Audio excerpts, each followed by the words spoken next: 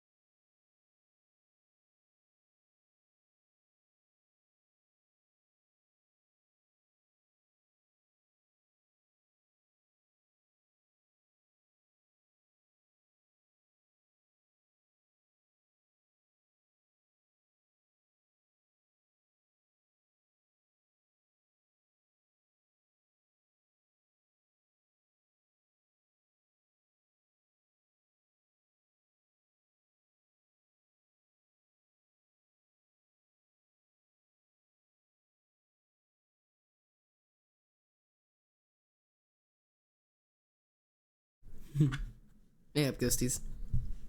Hi everyone. Oh, we're gonna see how today goes. All right.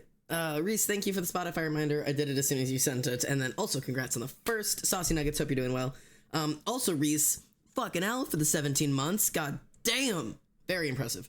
Rack King, hello, good to see you. Welcome in. Cats, I never know if I'm pronouncing your name. I think we've talked about this before. Isn't it like Christian or Caxton? I feel dumb every time I read your name. I feel like I say it wrong. I'm always sure I'm saying it wrong. Anyways, Wibbit, welcome in. Inky, hello. Death, hello. Vericator, hello. Oblivion, hello. Gay, hello. Hope you're doing well. The trans person who everyone loves is here. Yay. Fuck yeah. Let's go. Wicked, hello. Ollie, do you think it's a good idea for me to be here? Because I want to be here. Ollie, I don't think there is anywhere in the world that you should be more than here right now. I think you belong here. Rat, hello. How are you? I hope you're well. I should turn down the music. I feel like the music is very loud. Is the music very loud? Am I insane? Are you insane? I'm never quite sure. You guys will have to let me know how the music is. I'm begging for you to do. Oh yeah, Ollie is supposed to do her assignments, but Ollie, it's OC Talk Day. Ollie, it's OC Talk Day. If ever there's a day that's meant to be here, it's now. But also, you do have assignments. It is 3 a.m. I'm so sorry. Oh, dear God. Hello, everybody. My name is Almost Xander, and welcome home. How are we? Xander, stop being a bad influence? No, that's my job on the internet. Ollie, it is up to you, Queen. If you need to go do your essays, go do your essays. I'm sorry I did an interesting stream idea today. I'm sorry. You look pretty. Oh, thank you. The hair is just up today. Honestly, I got eaten alive by my family for my hair today, so I'm just rocking it. You look so sad. I know. It looks very sad. It's honestly, it's a disaster. Yeah, why the hell did you decide to do this today? I'm sorry, I didn't know. Get dominated. Holy Reese! crap, 9 months, here we go. Thank you. Thank you for the 9 months. Holy shit. You have given birth to a Twitch baby. Congratulations, you're a parent now. I'm so proud of you. So proud of you. I am not Ollie's father figure. I am Ollie's husband figure and nothing more. Jesus Christ. Hello. Hi. Hello. Yeah, I deeply apologize for how ugly the stream is. No, the background and the stream and me. I look good today. Fuck you. I'm too young to be a mother. I'm so sorry, but you know, parents don't get to decide when they become parents, and now you're a mother. I think the last stream I watched besides the other day was when I made you do the splits. That sounds right. Yeah, happy Mother's Day, Reese. Happy Mother's Day. The walls are horribly bare. I got absolutely destroyed by my family for my hair today, because if you're trying to pass as a man, why is it so long? And wouldn't it be better if it was short again? You looked more like a guy when your hair was short. So now I'm just gonna wear my hair up in this cute little feminine bun and tell them to suck my cock because I'm still a man. So deal with it, bitches. Yeah, so anyways, I'm here. Yeah, I don't know what to tell you. I have had, before I even get into talking about this, men with short hair are not men, so true. I desperately was trying to explain that, like, if you cut your hair as a woman, it doesn't make you a man. So growing my hair out as a man doesn't make me a woman. So anyways, family do be family. Happy Mother's Day. Love it here. Oh fuck, I'm a man now. Oh god. Oh, Reese, I'm so sorry. Reese, I'm so sorry. I wish my hair was short. Ollie, what do you want? Come get your hair cut. I found my hair cutting scissors. I can cut your hair now. But yeah, so I wish my hair was short so I could be a woman. Xander, I am on my way. Yeah, come on over. Dude, I'll pick you up tomorrow and cut your hair if you want me to. I don't care. Come over. I can cut your hair now. It's time. I'm gonna unload on you. I need short hair before you leave. I'm only friends with you for free haircuts. I'm glad we cleared that up. A year hype. Tech, is it really a year? Is it a year? Where is it? Yes! 1 year, Tech, let's go! Oh my god, absolutely. Yes! I'm here and vibing king. Oh my god! Odin, thank you so much. Jesus Christ, dude, there are so many subs coming in today. You guys are absolutely insane. Thank you. Men with short hair are toasters. You know what? That's a good take. I like that take. Tech, let me hop on the Discord really quickly and give you your official ancient ghost role. You are officially an ancient ghost. You have been subbed for over a year. You are awesome. Congratulations on being an ancient ghost now. You now have the pretty dark blue name that tells everybody that you're important. So cool. Thank you so much for being a year-long sub. That is freaking awesome. That is insane. That's so cool. Thank you. It's so pretty. Yes. Congratulations. I'm gonna rant at all of you for a little bit before we get started on the OCs, which I was only gonna take a minute, but I hate packing. I hate it. I hate it so much. That's all I needed to do. I just needed to, I fucking hate packing. I hate packing so much. It's been a nightmare. I just destroyed my kitchen. My living room is uninhabitable. It's just boxes. All of this is blank.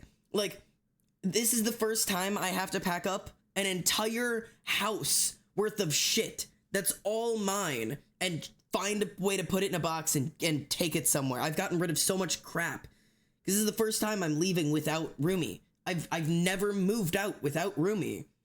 So I have to pack all this shit alone because she's just packing her stuff. So I'm trying to figure out how to pack an entire house by myself. This has been a fucking nightmare. All of this is a nightmare. I'm losing my marbles. I hate it. I hate it. I'm having a bad time. Moving on. Just had to get that off my chest. I also have a bowl of mashed potatoes today. Are there any toppings? No. It is 4 cheese, mashed potato. It's just potato. I'm having a good time. Fuck you. I'm allowed to just eat potatoes. Salt? No, there's not even any salt on this. It's literally just potatoes. There's literally nothing on this. It's just potatoes. Honestly, they don't even need salt. They're just really good. And that's somebody who's put salt on fucking everything I eat. I love salt. I'm glad we all agree with potatoes. All right. So I didn't know what to do for today's stream. So what I'm doing is my best. My plan is we're gonna talk OCs. I've been working on building some OCs, and I've had a couple of people. Potatoes are good, but cold noodles, so fucking true. Cold noodles are such a good snack. And I'm talking like right from a Tupperware container in the fridge. Just take the cold cooked noodles and just shove them in your mouth with your hands. It's amazing. I have a very particular energy, if you can't tell. So I recently have created some new OCs, and I've had a couple of people that talk to me about, like, I don't know how to create OCs, or I don't know how to develop OCs, or how to make OCs feel well-rounded and human and all of those things. I've had a lot of people talk to me about that. And I would like to preface all of this with, I am not a professional. I've taken many English classes during writing. My roommate is the English major, not me, so she technically has more professional training than I do. My advice is not the end all be all. I don't know all of the best things. I'm definitely not the best writer in this room. But I write. I do write a lot, and I spend a lot of time working on character development and character personality and making my characters feel human. And I think it's really fun. Xander, you're probably the best writer in that room. No, I'm not sure I am. But how do you make interesting OCs? My characters are just bland nowadays. And see, that's something I can do. So yeah, if any of my advice I give you today doesn't work for you, guess what? Try it. If it doesn't work, throw it away. That's all writing advice. All writing advice anyone ever gives you. Try it. If it doesn't work for you, throw it away and try something new. That is how writing advice works. But yeah, so let's talk characters, I guess. I guess I can tell you guys about my new characters I made. And then I can talk about how you make characters feel real. And if you guys have questions or comments or how you do it on yourself, or you want to talk about your OCs, feel free, because we're just gonna chitter chatter. Let's chitter chatter. So recently I have created 2 new OCs. And I guess I'm just gonna talk about them for a second, and then I'll give you a little bit of information on them. I wanted some new OCs, and admittedly, at first I originally planned their story a little bit before I started planning them. Why did you make these OCs? Okay, so about a year ago, NaNoWriMo came around, and I was trying to come up with a new concept, a new idea, for something, anything, for a novel.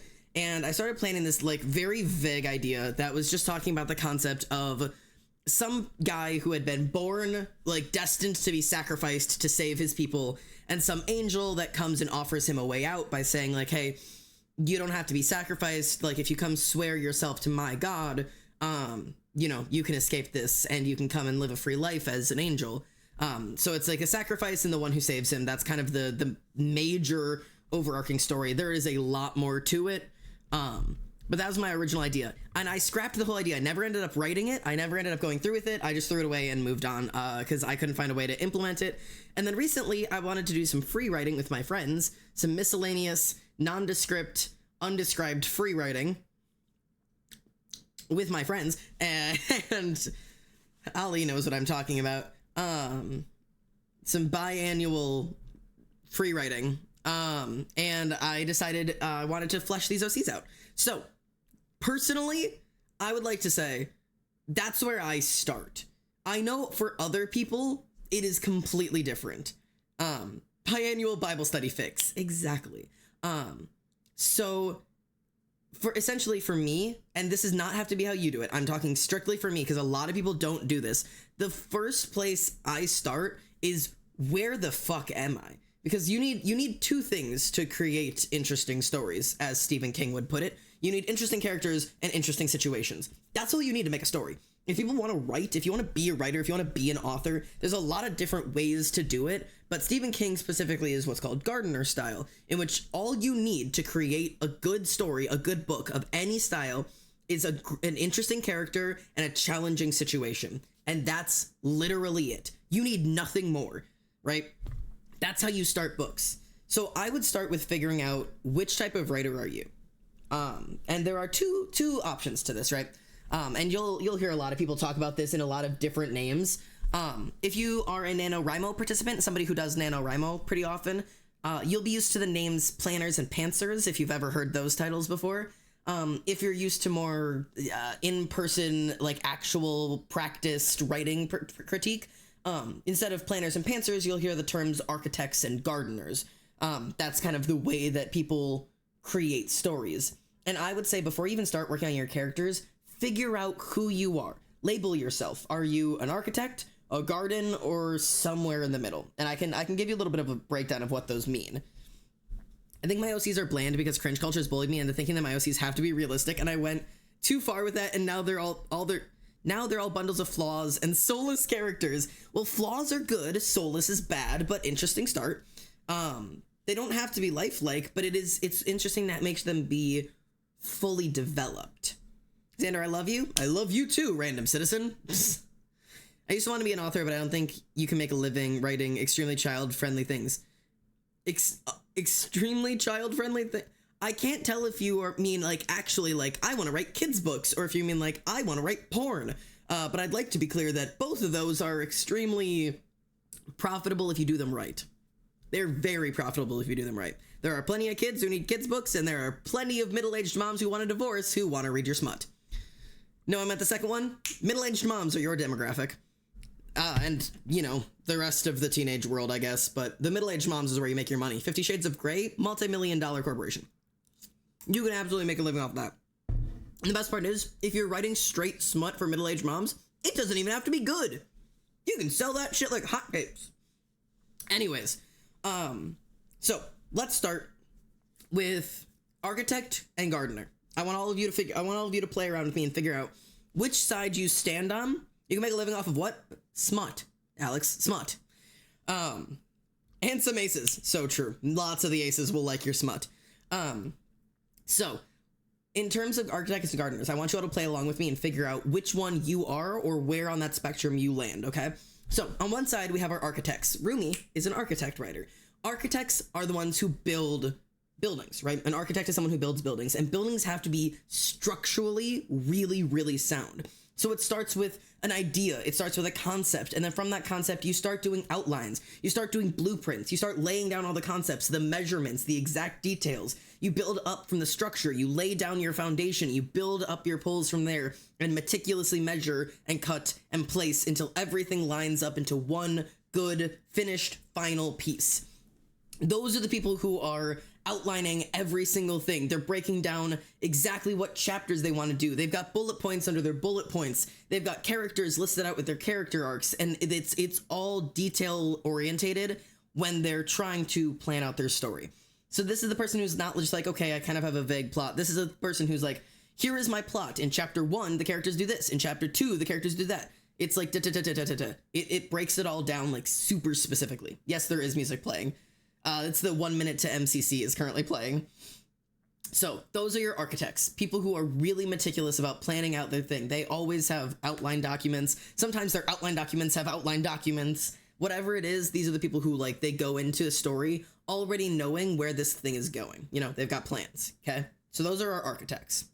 On the other side of the spectrum, we have Stephen King, which is the gardeners. There are lots of famous architects, authors. I just don't know them. Stephen King is a famous gardener, where essentially he says, King is famous for saying that if he has an outline for his story, he will immediately feel like he's already written the entire story because he outlined it. He already knows what's going to happen and immediately runs into writer's block, which is why he says the only things you need are a good character and an interesting situation. Put those two things together, you've got a story.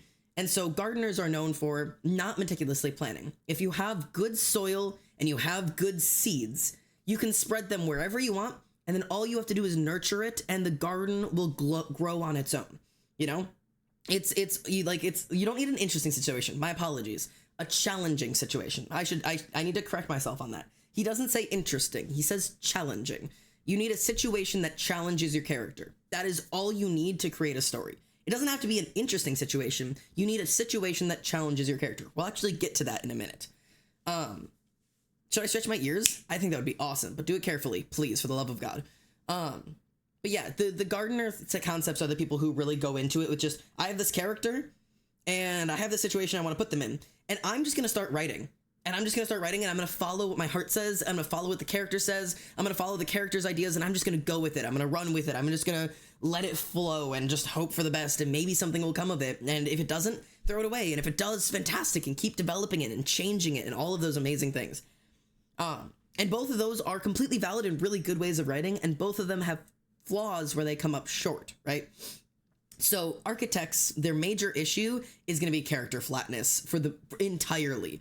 Like, the character flatness is one of the major issues, because architects normally have, this is the plot, here's it laid out, and my character will do this, and then it'll cause this reaction, and then they'll react this way, and then this will happen, and their arc feels very stiff. You start to hear about wooden characters that feel flat, one-dimensional, like they're just, you know, they're this frame that's been placed into the story to make you, you know, just do like what they're supposed to do. They're just following the rules of the plot. You know what I mean?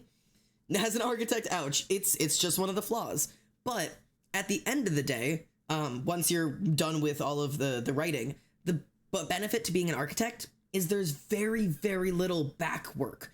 Once you're done, you have a story that is well developed. You have entirely developed worlds. You can have really good hard or soft magic systems. You can have maps. You can have demographics. You almost never end up with plot holes because everything was thought of beforehand. You have way more opportunities to have foreshadowing in the beginning of your book because you already know what the end's gonna be. You can have a lot better motifs. You can have a lot better like structure in terms of the shape of the story. You won't have parts that feel rushed or feel slow because you've already thought it all out. So there are lots of benefits to being an architect, but there are also lots of downfalls, you know? And on the other half of it, in terms of the gardeners, you're gonna have a lot more dynamic characters. You're gonna have more natural interactions. Your story's gonna flow in a way that feels character driven, as if you're just, you know, your character is leading the way and you're simply translating it for them. But all gardeners are going to fall short when it comes to editing. Because if you're just writing a story off the ass and hoping for the best, when you get to the end, you're going to look back at the beginning and go, oh, fuck, that didn't make any sense, did it? Or my characters were not developed at all in the first couple of chapters because I didn't get to know them until chapter 5. Which means, sure, you know, your story's done and it feels natural and it feels developed. But at the end of it, you are going to have a lot to fix. You can have undeveloped plots, undeveloped worlds. You could be completely meandering plots, like where your plot doesn't really actually go anywhere and you get lost somewhere in it. You're going to end up with underdeveloped characters in the beginning and really well developed at the end. You're going to end up with problems, you know? So there's a lot of issues within it, and you're going to have to spend a lot of time in rewrites and revisions when you're done. So those are the two sides of it, and there is not a right version, and almost none of them are going to be 100% one or the other. There were very few people in the world who are 100% garden and 100% architect. You're usually somewhere along the spectrum. I personally fall way more towards garden, but I do have architect in me. I start my stories with bullet pointed lists of here's my plan, but I just don't follow it. I let it go, but I always have some spot at the end I'm trying to get to. Yippee. Yippee! Thank you so much for the resub. Oh my god, thank you so much. What is it, 9 months? No, 5 months. Sorry, I can't read. Thank you for the 5 month streak, or for the 5 month sub. There's the words I was using. Thank you so much. So, from all of that, what do you guys think? I'm kind of reading through a little bit. Are you guys architects, gardeners, or where do you fall in the middle? Tech says, I'm definitely a gardener. I like making characters, throwing them into a situation and letting them sort it out their own way. Yep, same way, same way. What happens when I meticulously plan out lore, history, and the thought process behind every place and character that might exist, and then treat the story like an open world video game? So you are an architect in your planning and a gardener in your plot, which is totally a valid way to do it. Ollie says my characters are the architects and the gardeners. Valid. As a gardener, writer, my advice is have a good character or situation and possibly a vague knowledge of the world that they reside in. So the story naturally entwines with the culture of the world. Yeah, super useful. A little bit of architect sprinkled in your garden, you know? What kind of cat do you want to be? Russian blue fold, please. Or an orange cat. I have 8 bajillion contents with a billion species and cultures, but no characters. Staying loyal to the squid samba, thank you. I want to be a gardener, but I'm stuck as an architect. I have tips for you, actually. For my mermaid mommy story, I have a planning doc that's approximately a third of a page with bullet points of like 3 things. Yeah, I'm kind of the same way. People actually have plots, some do. For me, being a gardener is necessary because even if I plan it out, I never get far. I'm mainly just writing down what actually exists in my head. I have to meet my characters and learn the story naturally. Yep, I am the same way. My game dev brain pushes me towards world building, and my gamer brain pushes my characters towards self-inserts. Yeah, dude, just explore the world you're in. I wish I could be a gardener mainly because I adore character-driven stories, but the tism makes me an architect. Yeah, I get that. I make cool world and then vibrate and die. You know what? So valid. I go hard into the gardener vices, but I take notes and make small notes about it. Good way to do it. Gardener, but I have very specific little interactions or details that have nothing to do with anything. So valid. Mostly gardener, but I love to have everything sorted out in my head, but the plot is very much driven by the various songs I like. I love that. Architect and sculpting my world and characters, but gardener when it comes to actually writing. That's a very common way to be. Yeah, very, very common. I'm a major gardener, but when I go back and read it, I'm like, what the fuck is this? Same. Yeah, I don't make original worlds. I'm too fascinated by how shitty and beautiful our actual world is, and I love seeing people just living and trying to be happy in it. So valid. I like your earrings. Thank you. I have a tiny little cross in this ear and a big old cross in this ear. I end up researching a lot and writing most of that down. Most of my stories feel super uninspired because they're just real. They're nothing. Hey, real is something. So for our gardeners that want to be more like architects, your goal is going to be, you need to try out structure. Try to make at least somewhat plot points about what your plan is, even if it just means where does it end, or where does your story start and where does it end? How does this character start and how do they end? You know, just so you have goals to move towards. Emerald's World, thank you so much for the raid. I hope you're doing super, super well. How was the stream today? I hope you're having a great time. Tell me how stream went. Tell me what you were up to. I'm gonna keep chitter-chattering. I'm talking about creating OCs today, so we're just kind of chitter-chattering about OCs and writing and all the fun stuff. But yeah, so in terms of that, yeah, just practicing to put that down. And if you really don't understand how to outline, give yourself practice by going and finding a piece of writing that you gardener wrote, and practice by making an outline of something that's already been written. Look at your story and write down, how did the story start and how did it end? How did your character start and how did they change and how did they end? You know, practice by outlining stuff you've already written and then move forward. For those architects who want to be gardeners, my challenge for you, take your character and throw them into a random situation without any plan and just practice writing. It's called discovery writing. Discovery writing is what a lot of you know, open gardener like type writers will do to get to know their characters. And this means writing them into a situation that may never be in your story. Something that has absolutely nothing to do with your book or your story or your plan. Just toss them in there and see how your character naturally reacts. See how you're inclined to write them, you know? Do they, you know, if they're confronted with a problem, do they want to face it head on, or do they want to, you know, be sneaky and try to find a way around it? If they get caught, do they react with a panic, or do they calm under pressure? Do they lash out with anger? Or do they break down crying? Like, watch how your character develops and works through things, and it'll be a good place for you to start. I find a good way is to throw them in your favorite video game. That's an interesting one. I've never done that myself. Me and my friends have interesting ways to explore our characters in our biannual Bible study writing.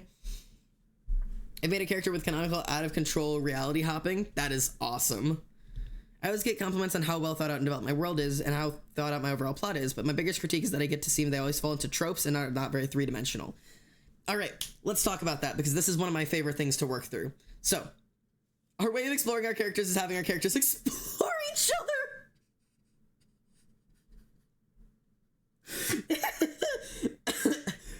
I don't know what you mean. I don't know what you mean. I just really like mashed potatoes. I don't know what you mean. Through Bible study. You know what? Maybe I don't want my mashed potatoes anymore. Too thick and white. Stop with the liquid gold! Anyways, I'm moving the fuck on. Okay, let's talk. So, you come to me with a problem. Xander, you cry to the sky. My characters, they're flat and one-dimensional. I don't know enough about them. My fool, you do know about them, but you just have to work with it, okay? What did I just hear? Nothing. You heard about Bible study. Speaking of Bible study, I have writing to do. Yeah, you do. Go say your Hail Marys. Jesus Christ. Xander, my characters are flat and one-dimensional. I don't know enough about them. I'm prepared, random citizen. So, when you're writing a character, there are two things you need to break them up into, and otherwise you're going to end up with what I very kindly like to refer to as jellyfish characters, okay? My characters had a really bad tendency to be jellyfish characters, which for me means that when they're in the plot, they feel like they make sense. But if you were to take my character and pluck them out of their world, like pulling a jellyfish out of the water, when you pull a jellyfish out of the water, they lose all form and shape. They just turn into goo. My characters had that issue. All of their personality was centered around them reacting to the plot. If you took my character and plucked them from the story, they turned into goo. They didn't really have any shape or form or any personality. They just reacted to the plot around them. That's what I call a jellyfish character. I have no idea if there's a real word for it, if that's just what they call one-dimensional characters, but that's what I call them. Xander, my characters are theoretical and zero-dimensional. What do I do to define them? Well, let's start with purpose. My characters lose form every time I try to put them in a story. See, you have the opposite issue, I think. So you need to do the same thing I needed to do, which is finding the two parts of your character. So, quick, chat, all of you. think of a character that you have, okay? We're all gonna play this game together. I'll do it myself too. Here. We'll do this. Okay. Let's make this easier for you to see. Hang on. We're gonna play a game together. Chat quick. Everybody get a document and your pick a character. Or you can just do this in your head or whatever. But if you have a character you want to work in, let's play a game. I want to play a game.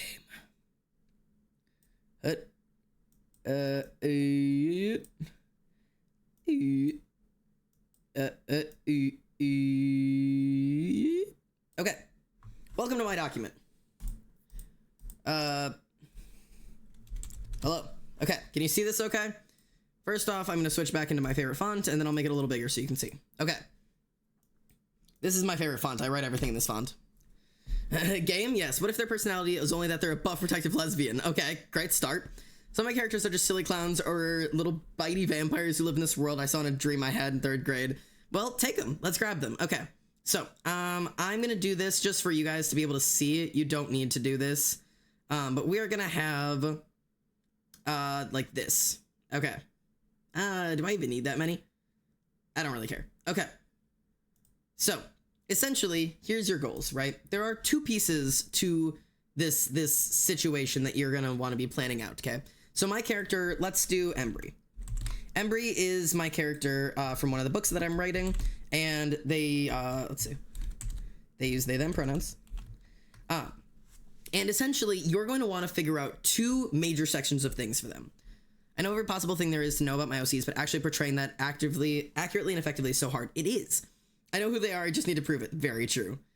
What if I just want to draw my characters, but want them to be a real character?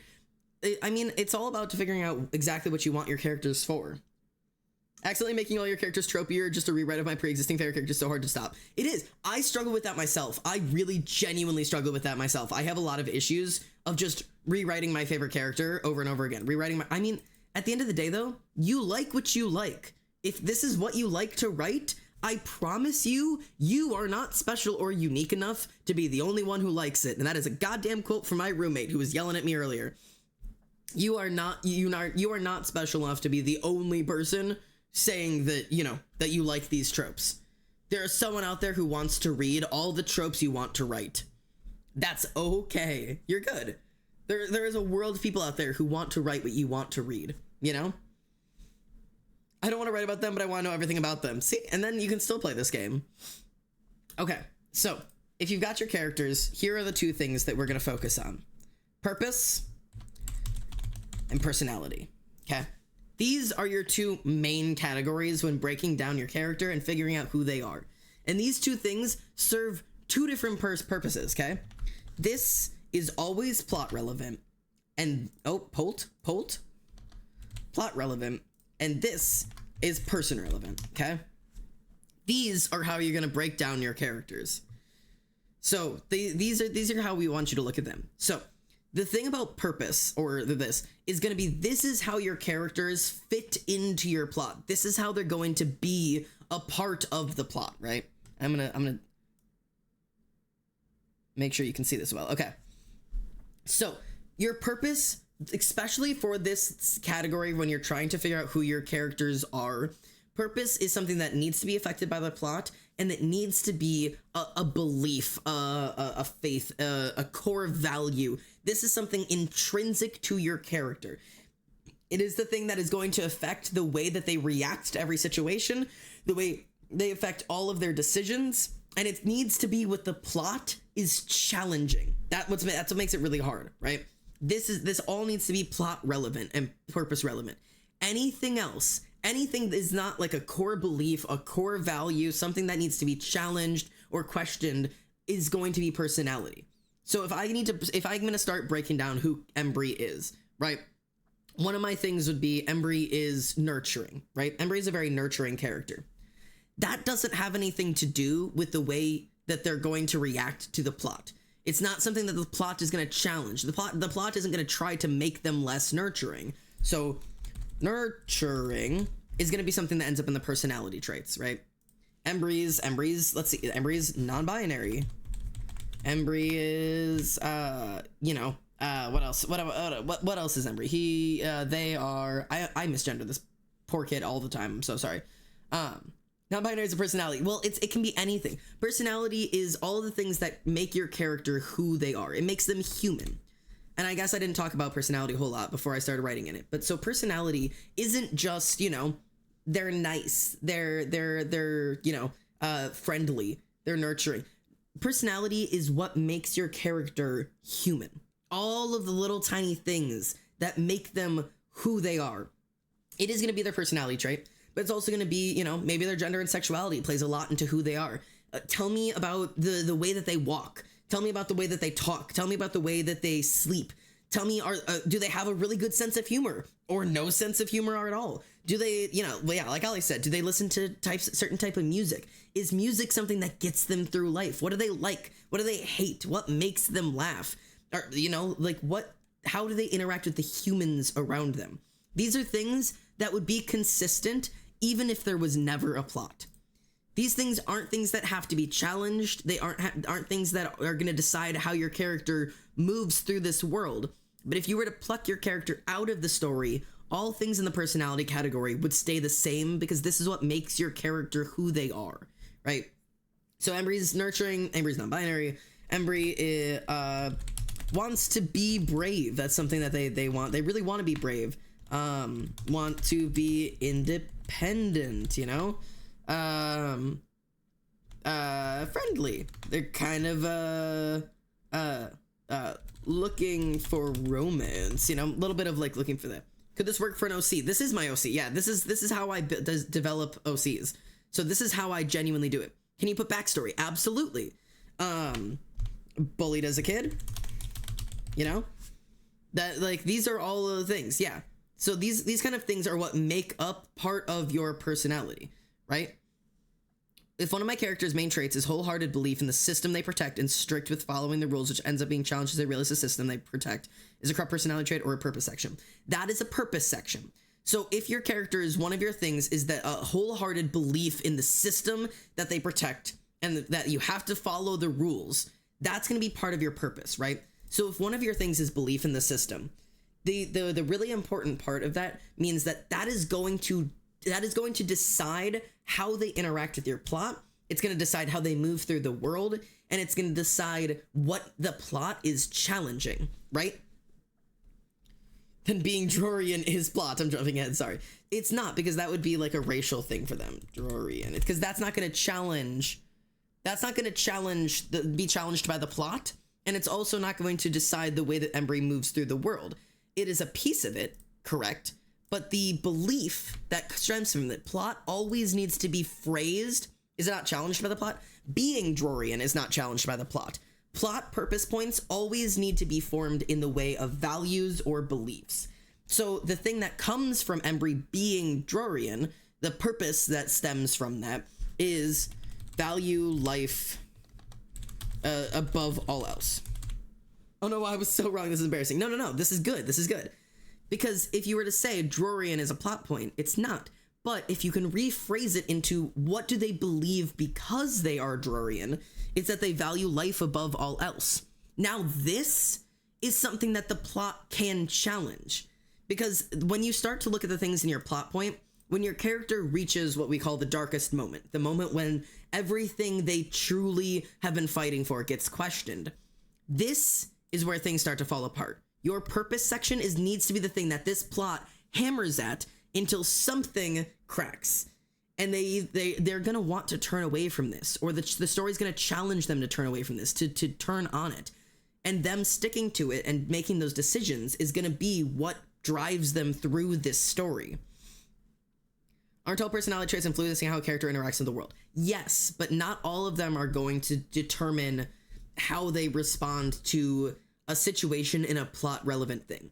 Yes, Embry is nurturing, but the plot isn't going to be trying to make them not nurturing. If Embry wants to be brave, the plot's not going to challenge them into being like, you shouldn't want that, It's gonna challenge belief systems and values in the way that they struggle with the hardest parts of their life. So if my character's purpose or plot is valuing life above all else, my plot needs to be focused on putting them in positions where they have to question that. Put them into the positions where they have to, be threatened of either live or choose to kill someone else. Put them in a position where there's someone so evil that can you justify killing them, right? So those are where you're going to start to find your plot.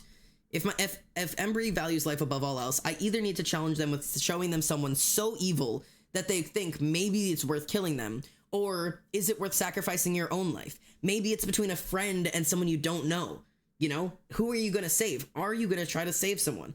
What if it's between, you know, all of these things? You should drop the links to this so I can play. Yeah, I'll let Ollie come play on the dock.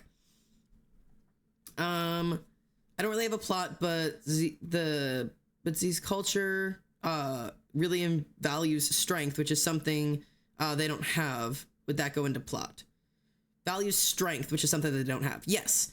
So if it's so like if say let's like I guess it depends on how exactly you want to say strength.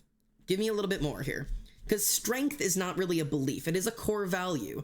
Now rephrase it into a belief. You know, it's shift the way that you're phrasing it in your head from a value, something that they really value, to a belief that they hold. Physical strength. Okay, so give me a belief about that. Is it that physical strength outweighs mental strength? Is it that those who are weak are not worthy? Is it, well, you know, what is the belief that is being held in their mind, right? Take your values and learn to rephrase them into belief systems, because values are something that will choose how we decide, and belief systems are what we can challenge with our plot. All right, Regulus. Purpose, saving the world and guiding it to a better future. Personality, a total piece of shit with a god complex. Valid, but I don't know if you're goofing or if you're playing with me. But so for your purpose, saving the world and guiding it to a better future, turn that into a belief system for me. Change that into a way that phrases what do they believe. Are you saying that they believe that their purpose is to save the world? That if they can't save the world, that they will fail? You know, that they have to save the world or they're not, you know, worthy of being alive. They're a very physically working race. They believe your usefulness depends on how much you can do and how strong you really are. Right. Okay. So if your purpose, right? Purpose is, okay. Purpose is also, I'm going to also put belief, right? Because this is, I can't spell, belief. I'm qualified to teach English, right? Ollie, wake up, new OC just dropped. So true. So your purpose being, or your belief is that your usefulness depends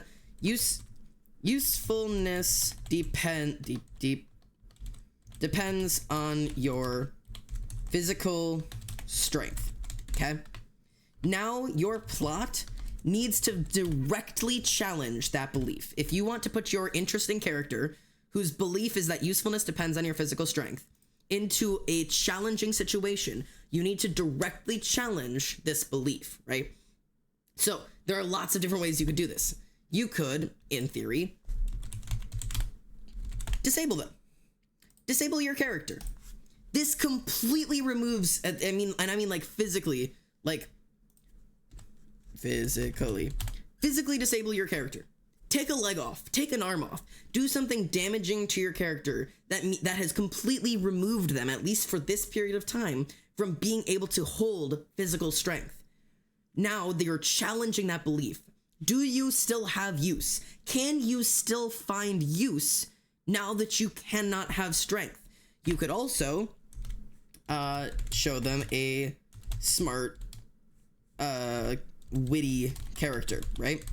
Take them to a character who is not physically strong, but holds some other wickedly strong power, right? Take them to a witch. Take them to a seer. Take them to a religious character. Take them to a someone who has some kind of, you know, are incredibly like well thought out battle plans. Someone who is clearly physically weaker than them, but still is stronger than them, can do more than them, is more effective in fighting. Maybe they can outwit your character, even if your character is stronger.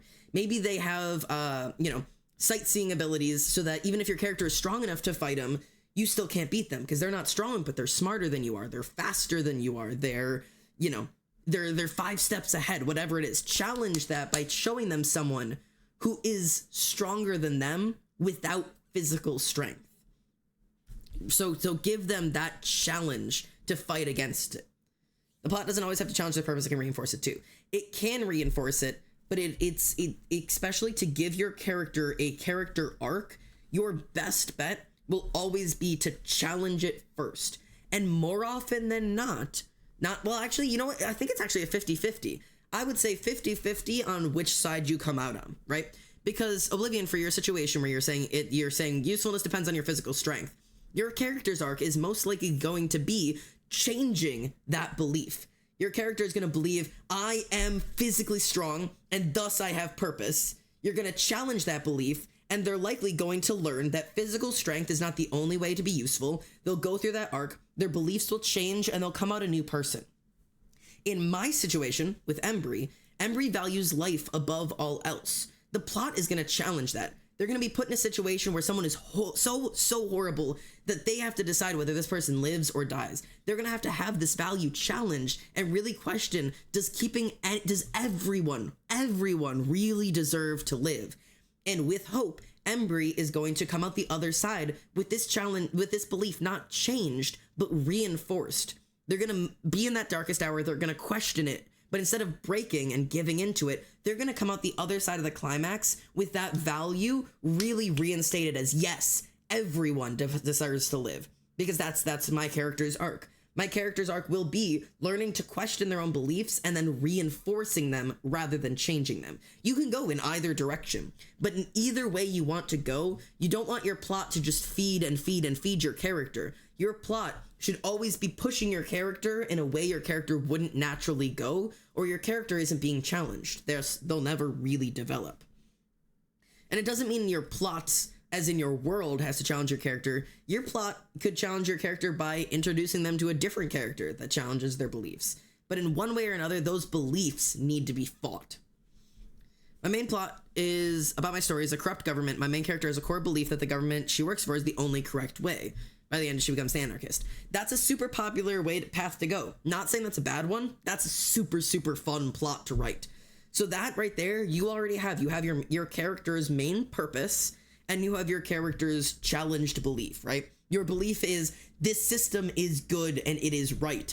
And it's going to be challenged. They're going to see how corrupt it is. They're going to watch it, leave people out behind. They're going to have those challenges, like those beliefs challenged. And it's going to snap, and they're going to end up with their beliefs changed. And that right there, that is your three-dimensional character arc. But a character arc doesn't mean your character is fully fleshed out, because you would still be missing all of their personality. So the thing I'm worried for you, Ferenczi, since you're talking your characters feel one-dimensional, but you seem to have a really good character arc going on, means that you haven't turned your characters into people.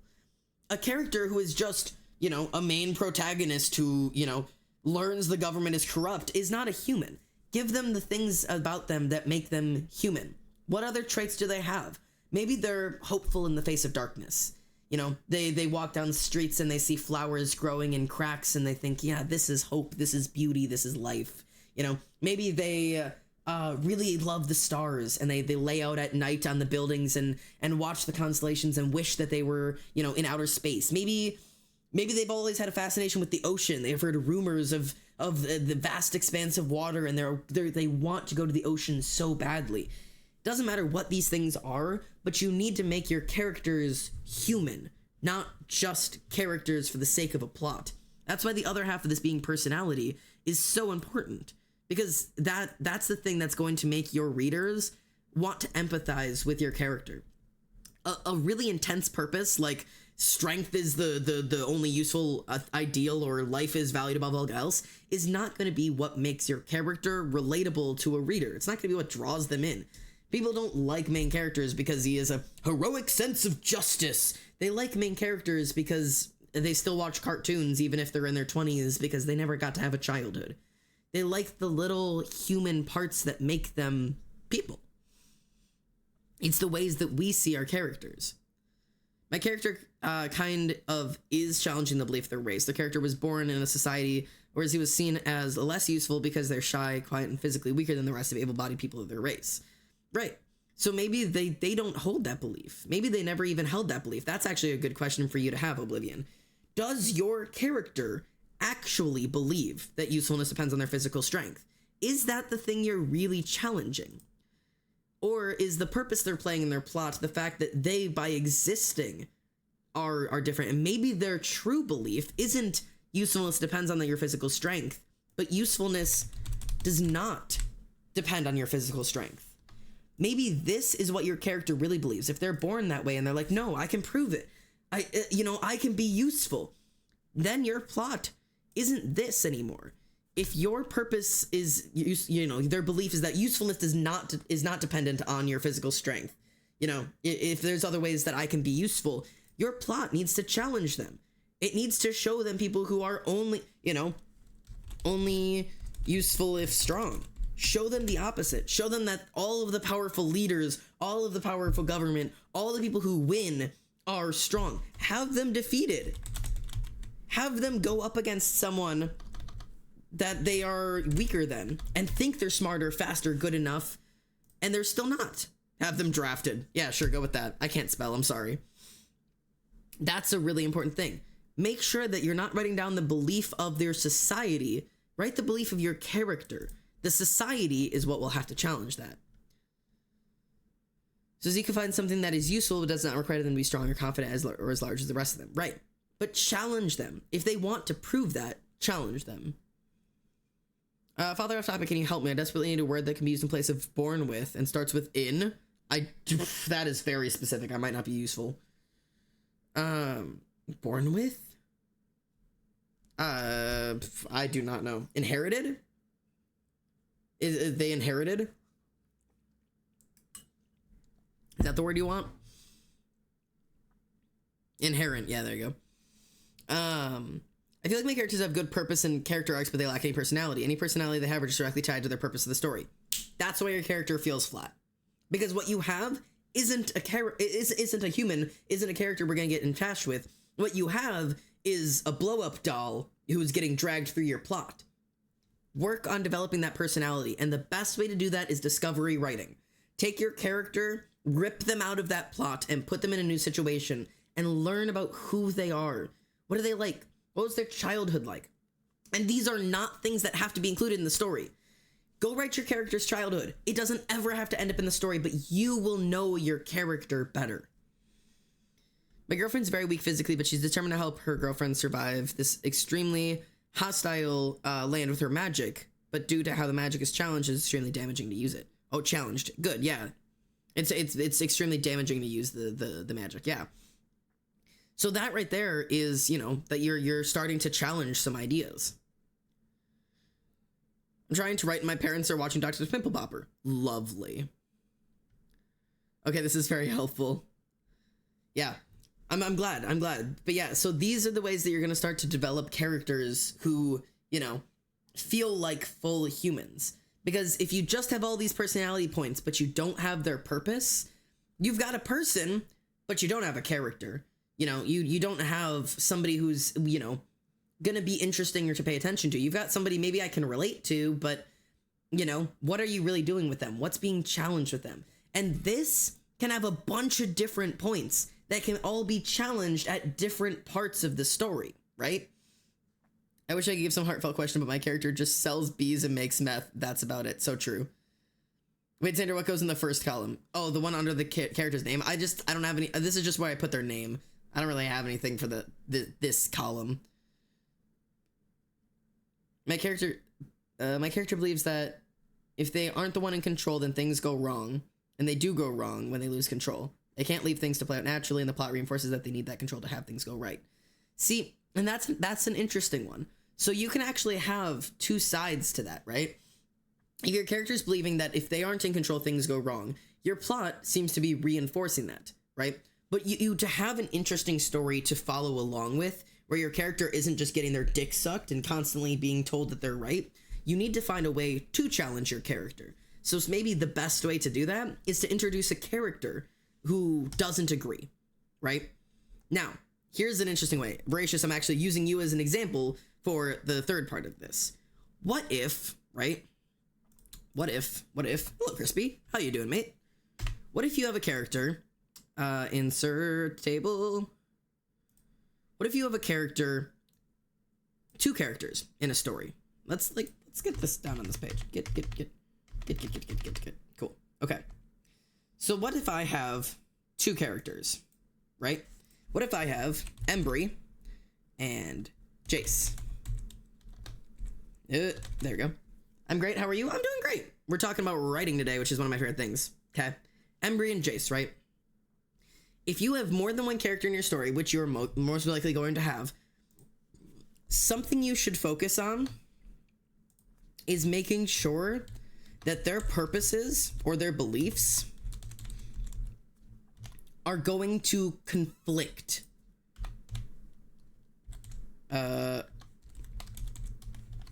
Beliefs. You can have their personalities be, you know, on both sides, but your real goal is your character should have differing beliefs because they can then challenge each other.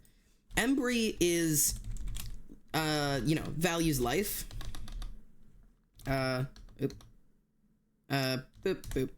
Values life. Man, I can't type. Whereas Jace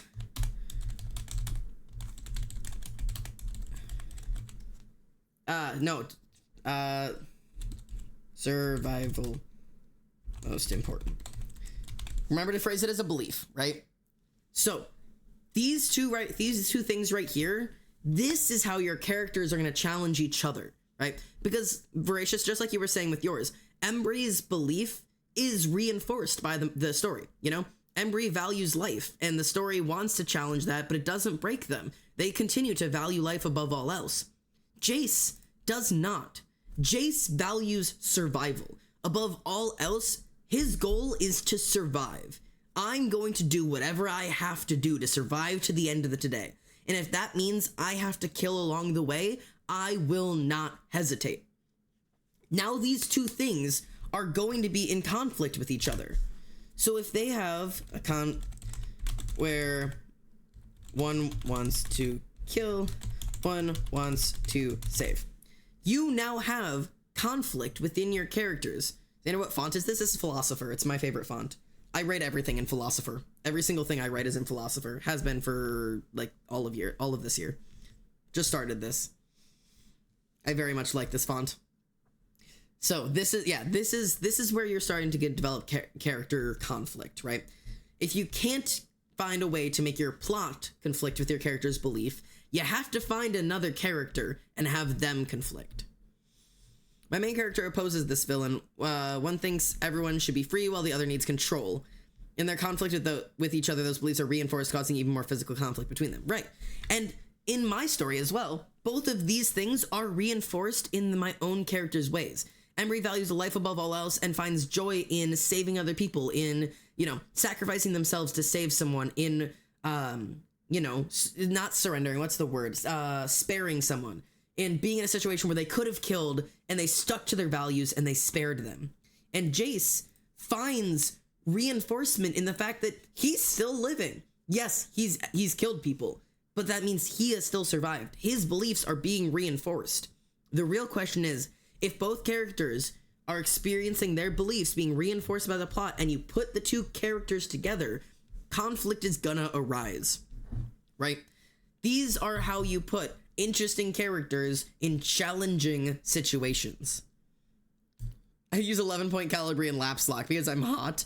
I use 12-point Times New Roman because I'm a masochist.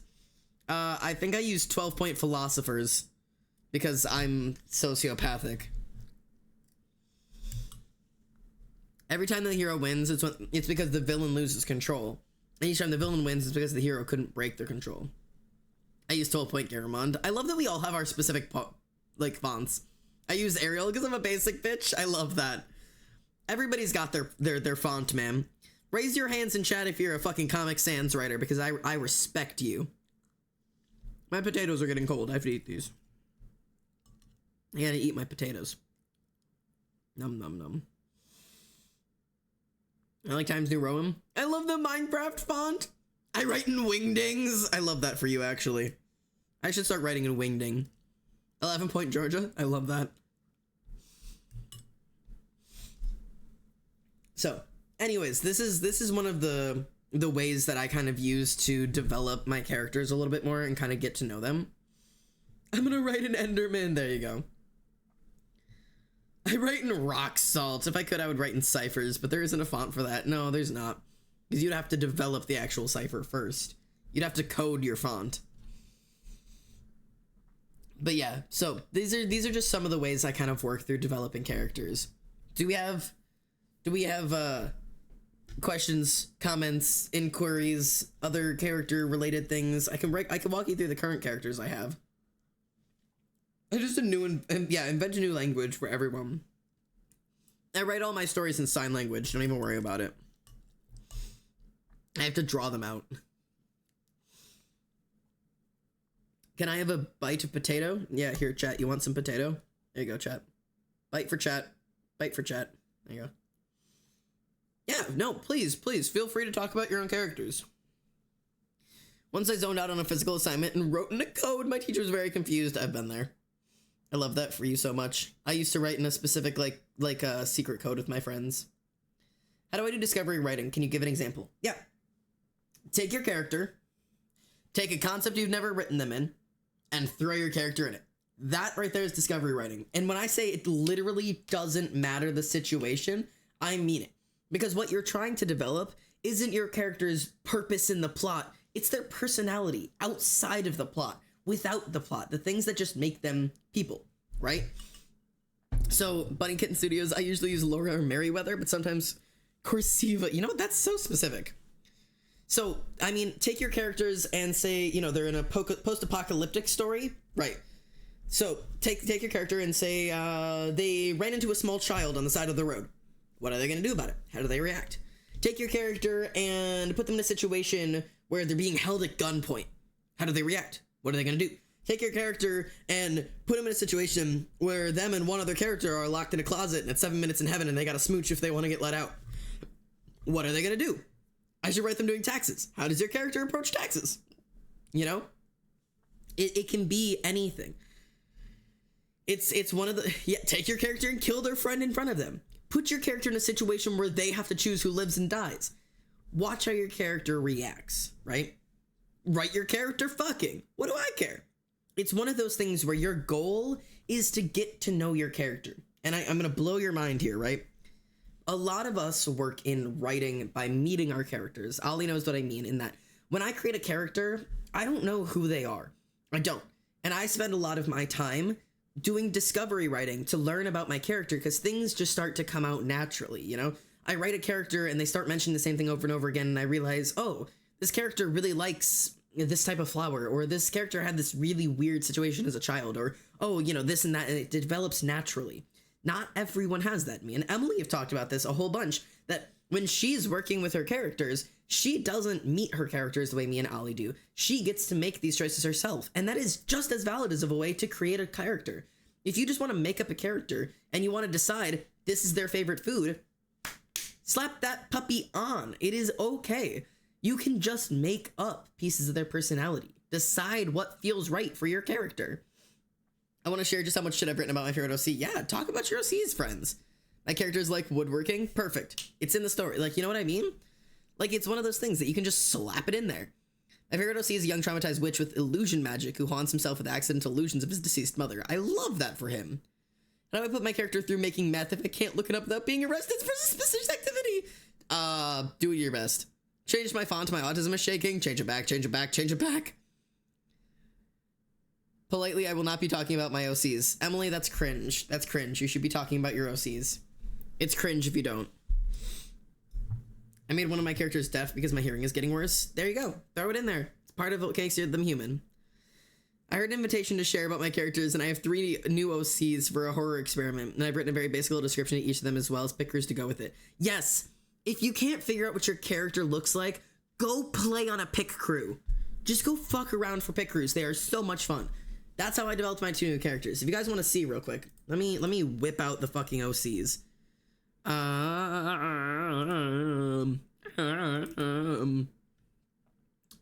Okay. So.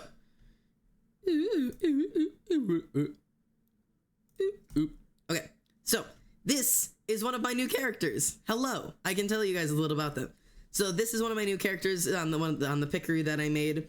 If you want it, it's called the Baydu's avatar maker. Just go look it up. I'm not giving you the link right now. Just do it yourself. This right here is Zadkiel. He's an angel. And this right here is Azazel. He is a human sacrifice. These are my two new characters. Did I know what they looked like before I started making this pick crew? No, I did not. Not at all. And just by making this pick crew, I learned things about them. These eyes, I did not know that Azazel's eyes were purple until I wrote them, or until I started making them in a pick crew. And by making them, I also learned something else about them. That these purple eyes are what marked him as a sacrifice. And now he's constantly decorated in purple flowers to represent the sacrificial eyes. He hates it, but it's part of it. So it's one of those things, you know? These are my characters. I've made them in a secondary pick crew, so I can make them again. But I love these goofy little guys. They mean a whole lot to me.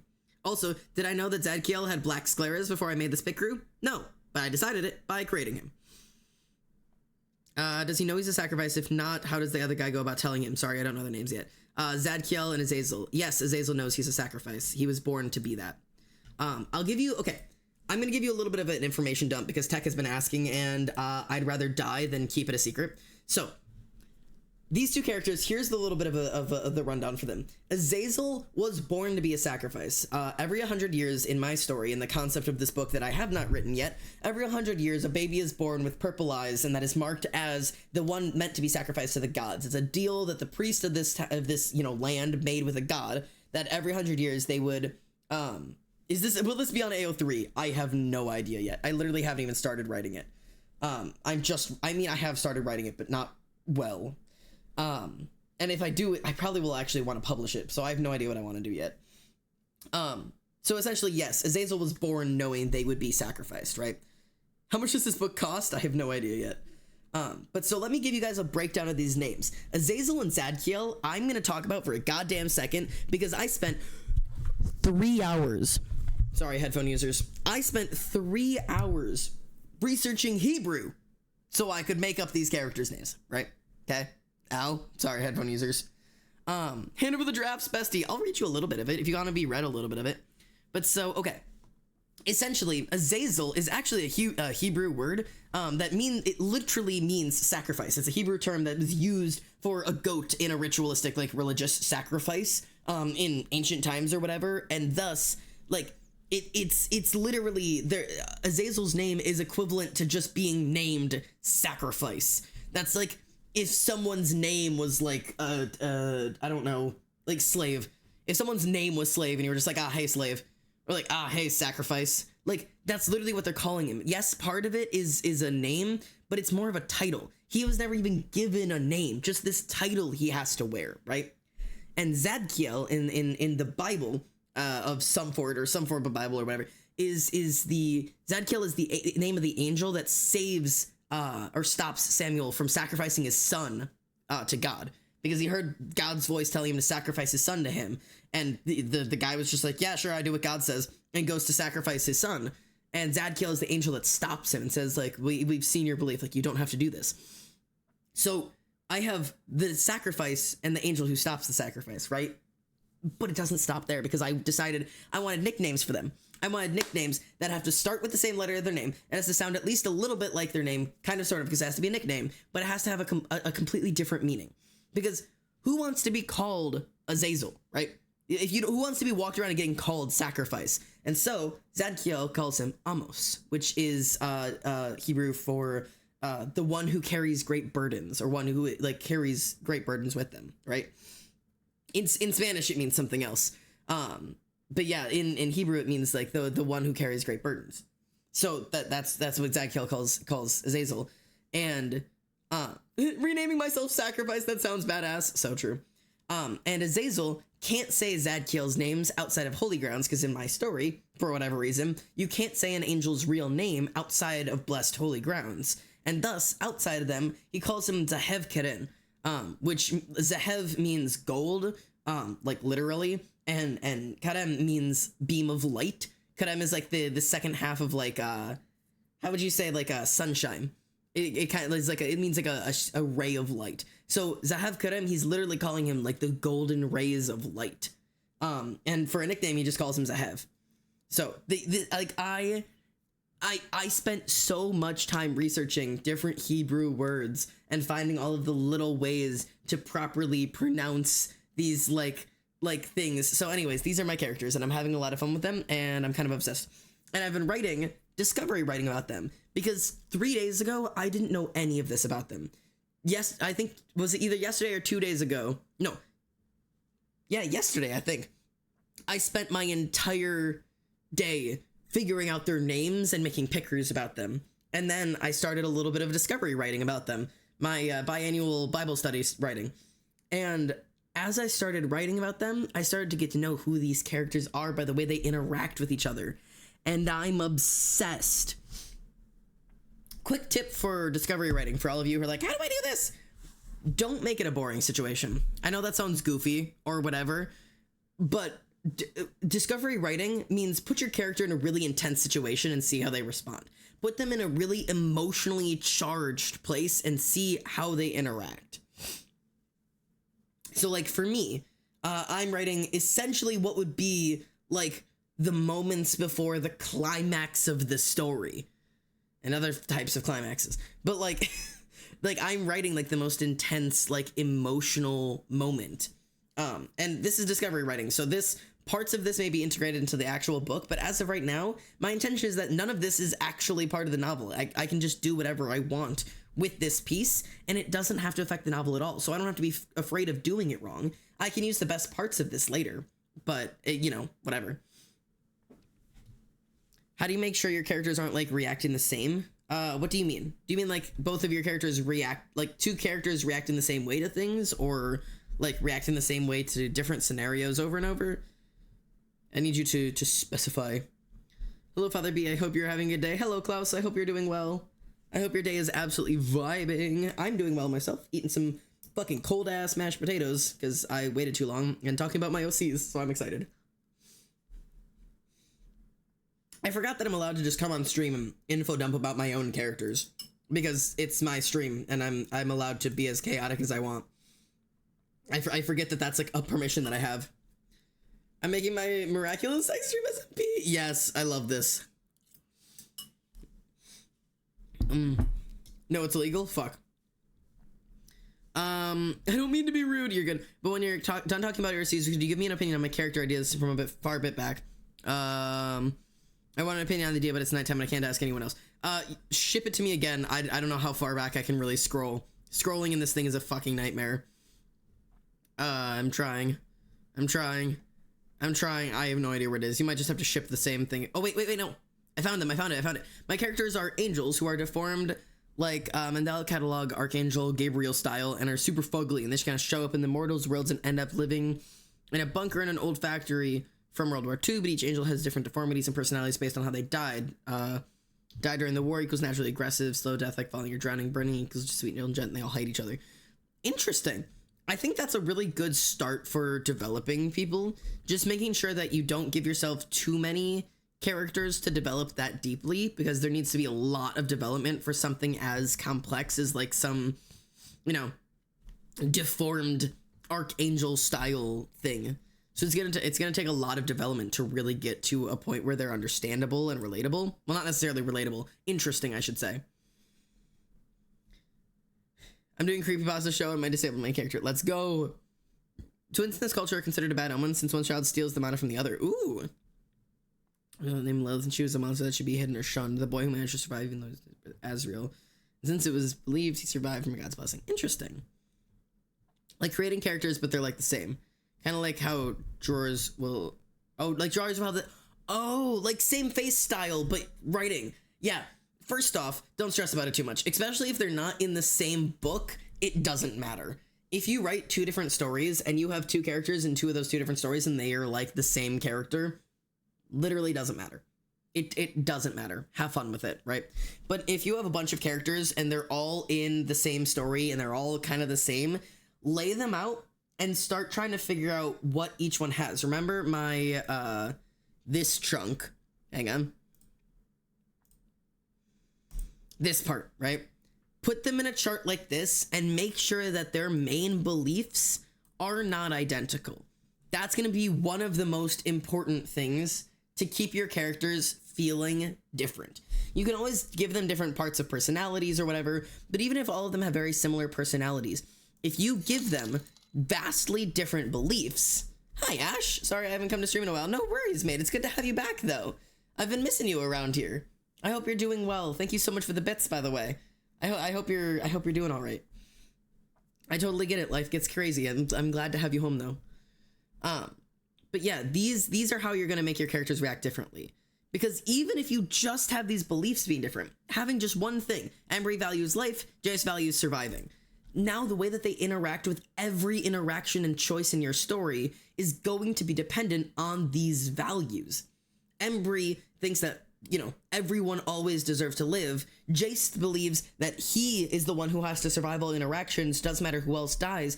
Put them in both in a situation where, you know, they're in a hostage situation, they have a gun pressed to their head. These two characters are going to react in wildly different ways. Put each of them, here's a discovery writing for you. Take your two characters who have opposite beliefs, or at least very challenging difference in beliefs, and put them in a situation in both directions. So say Jace walks into a room and a villain has a gun to Embry's head. What is Jace gonna do? Now flip it. Write the same thing, but write that Embry walks into a room and Jace has a gun to his head. Because these characters are gonna react very differently. Jace, seeing Embry with a gun to their head, is going to have to try and figure out a way. His goal is going to be kill that villain. Doesn't matter who it is, doesn't matter how hard it's going to be. Jace's goal is going to be, I have to survive and the people I love have to survive, which means villain has to die. If Embry walks in and Jace has a gun to his head, Embry's main goal is going to be, how do I talk this villain down? How do I get us out of the situation? How can I get myself in a position where Jace can escape and I can sacrifice myself? Because Embry would never consider killing the villain. So they will find every possible way to find a workaround to make sure that everyone walks out alive. It's a huge difference. So if you're really struggling on how do your characters react differently, give them the exact same scenario from two mirror perspectives and see how they react differently. It's a really good way to really challenge if you feel like you're starting to get same face syndrome or same character syndrome where they're really struggling with my characters are the same damn thing over and over again. Put them in mirror situations and watch how each of those characters are going to hold those core beliefs and values at their heart of every choice they make. How do I work with paranoia of a character? Like they're surviving in a big containment and they can't escape and they fight off creatures from hell. Plus they can't have much moving around. They're surviving in a big containment, they can't escape, and they fight off creatures from hell all one. I'm not sure exactly what your question, like you're asking like how to like make a character feel how to write your character feeling paranoid, or is how to like work with that being like a major issue in your character. Little confused in the question. Clarify for me. Yes? Which one? Like how to write them being paranoid? If your goal is how to I figured out why my character ends up actually blinding herself with magic. A breakthrough. If your goal is how do you write a character being the whole of them to develop it? Yeah, okay. So paranoia, especially if it's like paranoia or a fear or whatever, is going to come through in every aspect of your character, right? Everything that they do, that paranoia and fear is going to be the centerfold for a lot of their choices, right? The really important thing, okay, I'm gonna challenge all of you for all of this, right? You've found your character's values, their beliefs, etc., and so on and so forth. But there is a very particular thing that happens when you are in a life and death situation or a very terrifying situation, right? Your values, purposes, beliefs, and all of those things will often fall to the side when your main goal is survive, right? You can't focus on, like, this is what I believe, this is how I feel, this is what I need to do for myself, if your main focus is, I have to survive this. All of your focus will be on survival, you know? So that's going to be your main thing, is that sometimes those values fall apart. Their only belief system right now is survive, survive, survive, survive, survive. Because then, if they get through that situation and they come out the other side of it, that's gonna be the thing that they look back and go, holy shit, like what did I do to survive that? But yeah, their main belief, if that's their situation, is probably going to be, I have to survive this no matter what. You know, that's going to be one of their main things. And maybe the plot challenges that. Maybe their main goal is, I have to survive this no matter what. And maybe a character comes along who challenges that and is like, what's the point in trying to live? You know, what if we just give in? I don't want to live in a world like this if there's no escape. Or maybe someone comes in and goes, no, I know a way to escape. You know, which way is your character going to fall? Are they going to go after the false hope that maybe there's a way out? Are they going to give in to pessimism and go, you know what, there's no purpose in trying to live like this? Is the character going to change their mind? Are they not, you know?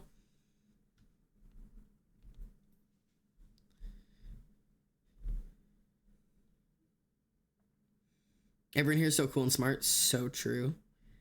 An attempt at saving her girlfriend that may or may not work depending on my mood later, but she ends up having to use too much magic, blinds herself, and gets captured instead.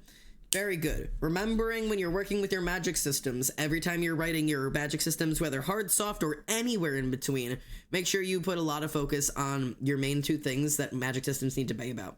What does it cost, and what are your limits? Every magic system has them. I don't care if it's hard, soft, Harry Potter, Lord of the Rings, fucking, I don't give a fuck. And any of the things, Stranger Things, the things to make a good magic system are, what does it cost and what are its limits? That's how you make them interesting. Make sure you focus in on that. It seems like you've already got the cost down pat. The town is known for being a strong village with many brave adventurers, wise poets, and reliable farmers. In the village on your 18th birthday, you find out your fate from the town's seeker, Meredith. Briar wants to be an adventurer like their moms. Spoiler alert, they're told to be something else, and that starts the story. Beautiful. Klaus, I love it. So find that character's main belief and lock that one in. If their belief is, I'm meant to be an adventurer, or maybe that's not even their belief. Maybe their belief is, fate can't be wrong, or fate is always wrong. You go on either side of it. If you want to go on the, fate is never wrong, and they're told, you're not going to be an adventurer, you're going to be this other thing. My balls are fat. My balls are fat. Ash, hello! Despite his criminal mind, this man is behaving well. His reward is the canoe. Canoe time! This time he can sit in the canoe for up to an hour. Fuck yeah! Thank you for the canoe. It's been a while since it's been canoe time. Thank you so much for the $1 donation and for the canoe time. But yeah, so going on that side, right? If it's that, fate is never wrong, and they're told you're not an adventurer, you're something else, now suddenly their belief has been challenged that, holy shit, is fate really wrong? Like, I have to go out and prove that they were wrong, something like that. Thank you for the bits, Ash. I am back. Canoe is back. Fuck yeah. But Klaus, you can also go in the opposite direction. And maybe they believe that, fate absolutely can be wrong and they got this wrong. That's their core belief system. In which case, your plot can challenge that by going, no, it's right. It's never been wrong before. And maybe you really challenge it by proving that this character goes out on an adventure and finds out this isn't for them. It's too much, it's too hard, it's too strong, it's too scary, whatever it is. And they turn back and go, no, fuck, I was wrong, fate was right, that kind of thing. Like, find a way to challenge it. Writing talk? Yeah. Oh my god. My character now is a wood nymph who was stolen and forced into a cult as a baby and was advertised to the cultists as a gift from God. She's got hella trauma. Hell yeah. Trauma goes in the personality category. Unless the trauma has formed a specific belief, in which case, throw it in the purpose category. Mermaid Mommy is good character because mermaid and mommy. So true. William was derived as a way to find himself, and William was derived to find a way to find himself and to please people who expect too much, and is what brought him to be contained. Okay. Now I just want to talk about my main characters I'm currently writing. Do it. I love seeing people's ideas. So true. His focus and belief I need to satisfy everyone and myself is later. Great. Yeah. Great start. That's a good focus. You accidentally just figured out the story end. Because that's the way you write good stories. Take your character's belief and challenge it. Really challenge it. That's how you make a story interesting. I was just giving you the options I'd like to read. If that's already the direction you're on, you know damn well you're on the right path. You have already forged the path your readers want to see.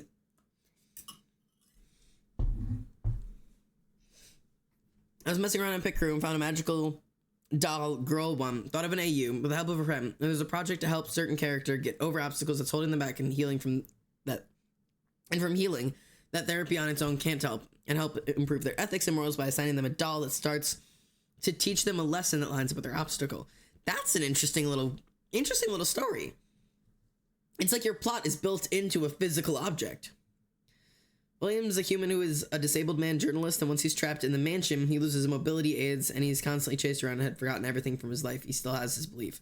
Yeah, keep his beliefs, keep us focused, and find a way to challenge him. Briar 100% goes, I have to prove this is wrong, goes on an adventure with their bestie and ends up being a farmer. There's the bare bones of it. Yeah. And what you're doing is you're flipping expectation, because when someone finds this epic adventure style thing and, you know, the fate says, you know, you're not meant to be an adventurer, you're going to assume that they're going to do what, you know, they're going to have their plot challenge it. And they're going to be like, nah, I can be an adventurer. Anybody can. And they're going to try and go change it. But you're going to flip all that on their head, give them the subverted expectations and say, no, fate was right. Doesn't matter if you want to be an adventurer. That's not for you. It's interesting. There is so much detail. I started as a short story, now I've been writing a novel for like 2 years. I love that for you. Very cool. Yeah. I've been plugging away at writing. I've been calling the story Azazel and Zadkiel are in. I've been calling it Lamb of God, which is way more dramatic than it needs to be, but I've been having fun with it because Azazel would be the lamb being sacrificed to the gods, which I think is fun because I'm me. Maybe I'll call it Lamb of Gods, but I don't know. But I've been having a lot of fun with it. I can if you're interested, Chatterinos, I can share a little bit of the little bit of the writing I've been doing. I can read you a little bit of the snippet. Wait, but what are their enneagrams? Oh yeah, we can get there. Enneagrams, actually, I use enneagrams specifically in the place of purpose and beliefs to a certain degree, because it really does adjust the way that they address things. Actually, let's talk about it. Do share? Okay, I'll do that in a second. I will do share in a moment. Insert tables. We'll go like this. Beep. Okay. Zazel and Zadkiel. Okay, so these are my two boys. Admittedly, I haven't really considered the enneagrams super much, but I can think about them now. Oh, okay. So in terms of purpose, right? Azazel has always been for others, you know? Sacrifice self for others. And the belief is, you know, to be holy is to be needed or worthy. Like, that's kind of like their main, like, his main whole thing. Like, to be sacrificed is an honor, worthy, an honor, etc., etc. And then selflessness, but also outside of all of that, desires freedom, ashamed, feels selfish. So that's kind of where it is, right? So it's one of those things of like, and okay, so Tech, I know you're saying 2, but it's I'm not sure if 2 is 100% where they are, because I definitely feel it. It definitely feels the 2, right? But to a certain degree, this is how they were forced to be, and I believe that they're more of a 9 than a 2. Let me sip my water. Because what they've been told their whole life is that your purpose is to die. By dying, you will save us. You know, you don't need a name, you don't need a purpose, you don't need a future, you don't need any of that. What you need is to provide for us. What you need is to die so that the rest of us can go on living. And so Azazel has done nothing but just give for all of the, for everyone else, in just hopes that, you know, providing for others will be what brings them joy, not necessarily caring and like loving others, they're very distant from other people. They don't really interact with other humans much. It's more of that 100% self-sacrificing. Novel for me starts at sacrificing yourself as an honor. You don't have to sacrifice to be worthy. Yeah, providing a service. It's not necessarily that they're caring and loving for another person, but that they are able to provide that service of dying to save others. To be holy is to be needed is a very 2-based thought. Yeah, that is very true. So I believe there's somewhere between a 2 and a 9. 2/9, maybe a 7 someday. And also what I wrote before. 2 is the path of integration towards a 4, so that when away fall all the outside influences, they think something is missing from their life, which brings this intense desire for more. Yes. 2 to 4/9, maybe a 7 someday. Can I provide a quote from my writing that reminds me of this concept, even though the context is completely different? Yes, please do. Please do. But yeah, so there's that. Zadkiel. I'm going to be real honest. I have developed as Azazel a lot more than I have developed Zadkiel. Where do you find the Enneagrams? Literally Google Enneagram types and you will find this giant website. Here, let me see if I can find it. Enneagram types. He knew... Sorry. He knew nothing of Henry, nothing real, nothing that he wanted or liked or what made him happy, only what he did, what he gave. Exactly that. So this right here is the website that I use. This is called the Enneagram Institute. I'm sorry, it does not show up well on here. Again. Enneagram Institute, right? So these are the 9 Enneagram type descriptions. Essentially, they have the names here as well as all of the descriptions, and then you can click into them. Say we'll take the helper one and go ahead and read about it. 2s are empathetic, sincere, and warm-hearted, friendly, generous, self-sacrificing, sentimental, flattering, and people-pleasing. At their best, they are unselfish and altruistic. They have unconditional love for others. Basic fears of being unwanted or unworthy of love. Basic desire is to feel loved. Key motivations is wanting to be loved, to express their feelings for others, to be needed and appreciated. And then you can go down and learn about all of the different healthy levels. From healthy at their best being deeply unselfish, humble, and altruistic, giving unconditional love to self and others. It's a privilege to be in the lives of others. All the way down to the most unhealthy version of them down at level 9. Able to excuse and rationalize what they do since they feel abused and victimized by others. Bitterly resentful and angry. Sodomization of their aggressions since chronic health problems results in chronic health problems as they vindicate themselves by falling apart and burdening others. Corresponds with histrionic personality disorder, etc., etc. You know, so that's kind of where you're going. Versus, I do feel a lot of the type 9 for my character, which is 9s are accepting, trusting, and stable, usually creative, optimistic, and supportive.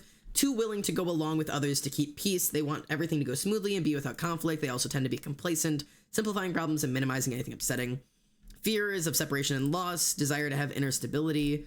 They want to create harmony in their environment and avoid conflicts and tension, which maybe actually doesn't fit my character as well as I thought.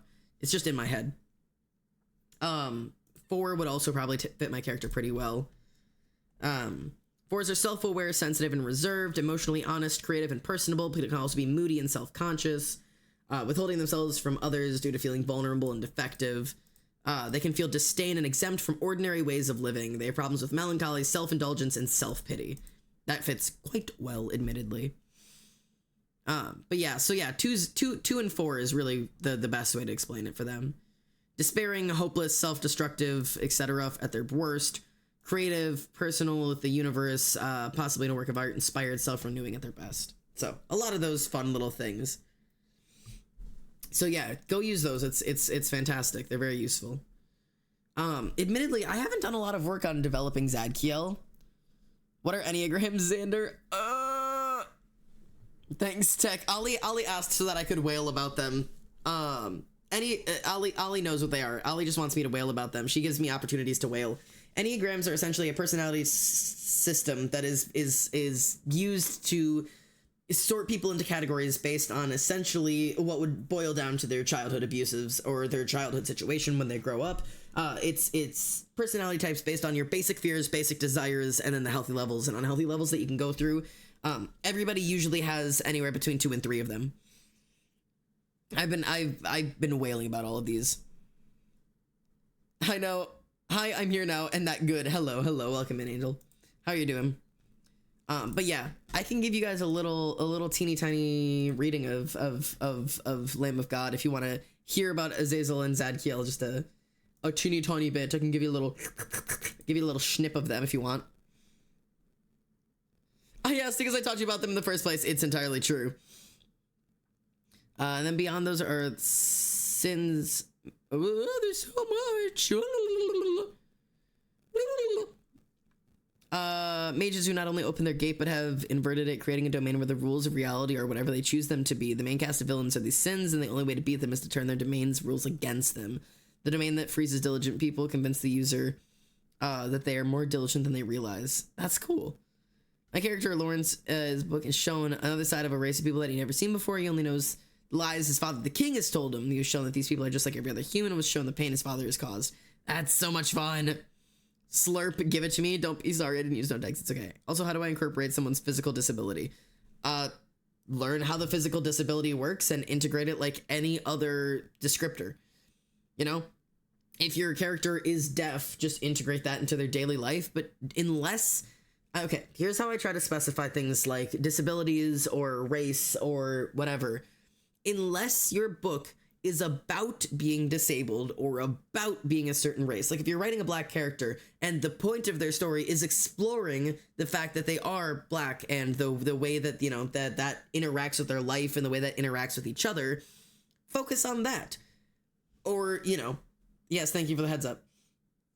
Thank you for rattling dice at me. Like if, you know, if the, like, William can't move around, he's chased around 24/7, he can't walk much. Right. So you need to figure out how that works into your story. You know? I would say, and this is like a careful thing. So be careful of this. Number one, you need to understand the disability. Why is your character physically disabled? How much ability does he have to move? What kind of issues does it cause?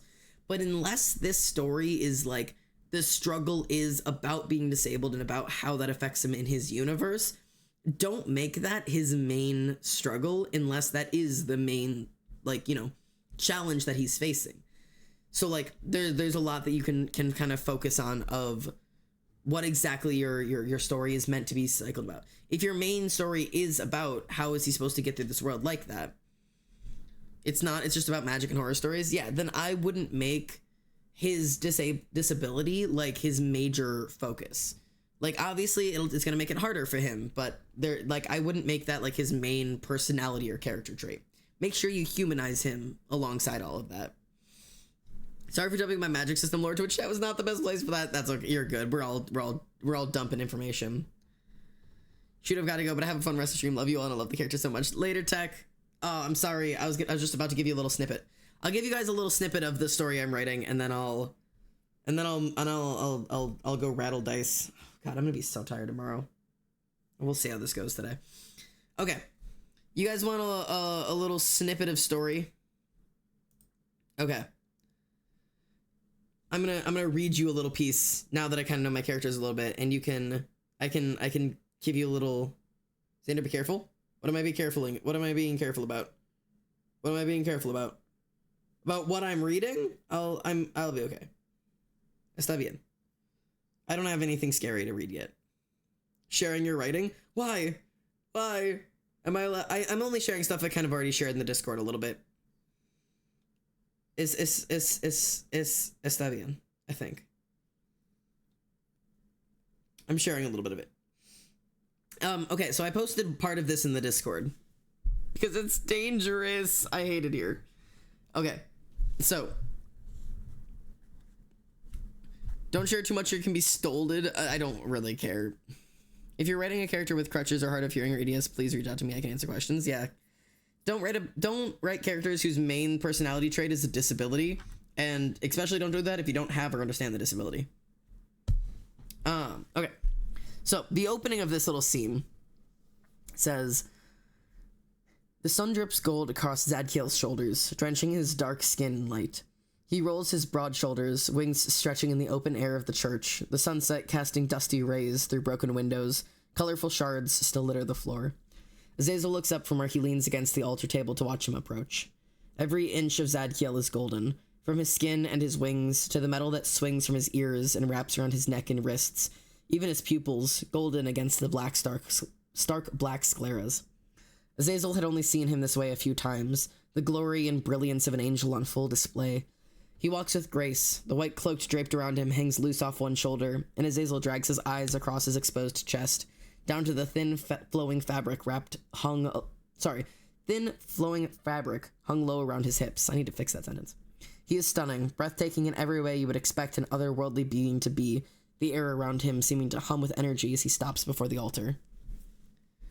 So that's a tiny little...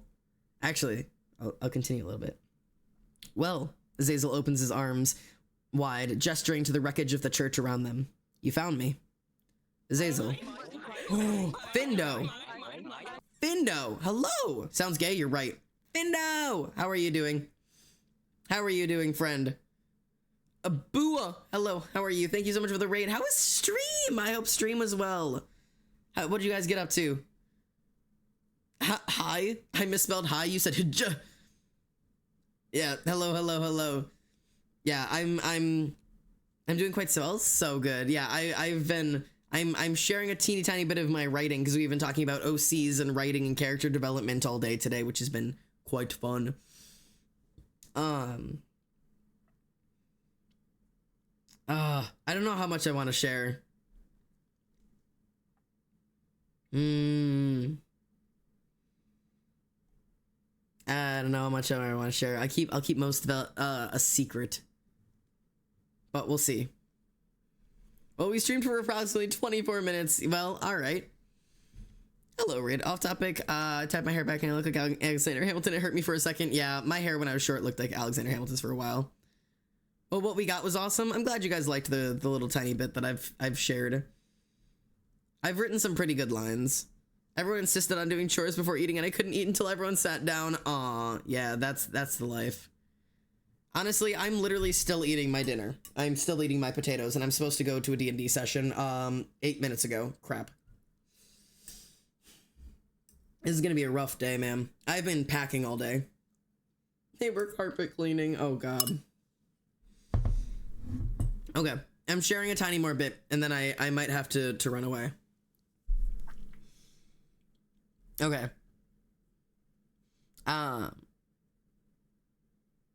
Okay, I'm just giving you a little tiny bit, right? Essentially, Azazel is talking about how he's trying to escape being a sacrifice.